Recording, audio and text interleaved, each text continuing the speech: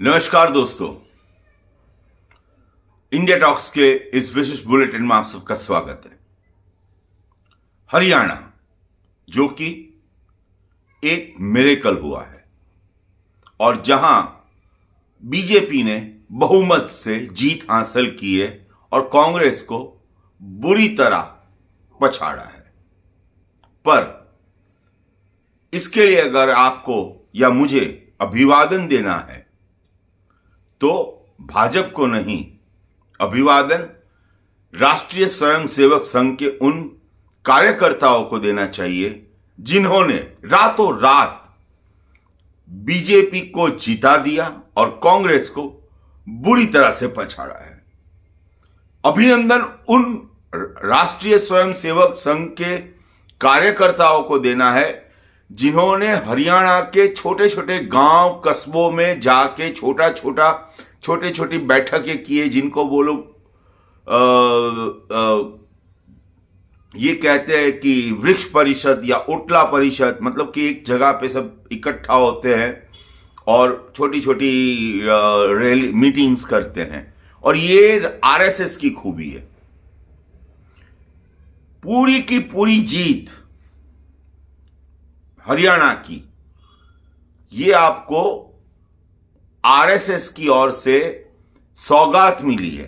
भाजपा को आरएसएस की ओर से सौगात मिली है ये पूरी जीत। अगर आप मानते हैं कि इस जीत में भाजपा ने कुछ किया है तो नहीं, भाजपा नहीं कर पाई है।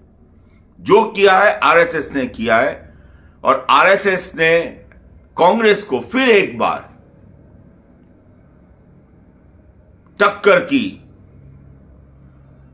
टक्कर ली और टक्कर देने के बाद पछाड़ दिया।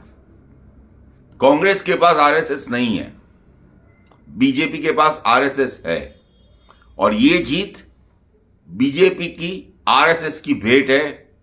और इसीलिए बहुत जल्द अब आरएसएस जिस तरीके से हरियाणा में जीता है उसी तरीके से हर जगह पे जीतने की संभावना दर्ज कर सकता है। और खास करके महाराष्ट्र, क्योंकि महाराष्ट्र आरएसएस का गढ़ रहा है और महाराष्ट्र में आरएसएस किस तरीके से काम करता है वो देखना है। पर इसके साथ एक और बात मैं आपको बता देता हूं कि आरएसएस ने ये जो कमान संभाली है, प्रचार की कमान संभाली है, जिसमें मोदी जी की सिर्फ 4 रैलियां थी, अमित शाह जी की सिर्फ 2 या 3 रैलियां थी और बाकी सभी चीजें आरएसएस ने मैनेज किया है। कोई भी फोटो निकाल दिया गया, किसी का भी फोटो निकाल दिया। जब ये शुरुआत हुई तभी हमने आपसे कहा था कि आरएसएस एक्टिव हो चुकी है और उनका एक्टिव होने का सबसे बड़ा प्रूफ अगर आपको चाहिए तो आज हरियाणा में फिर एक बार, तीसरी बार एंटी इनकम्बेंसी होने के बावजूद बीजेपी की जीत हुई है और बीजेपी सरकार बनाने जा रही है। यह आरएसएस की ताकत है, ये आरएसएस का कमाल है।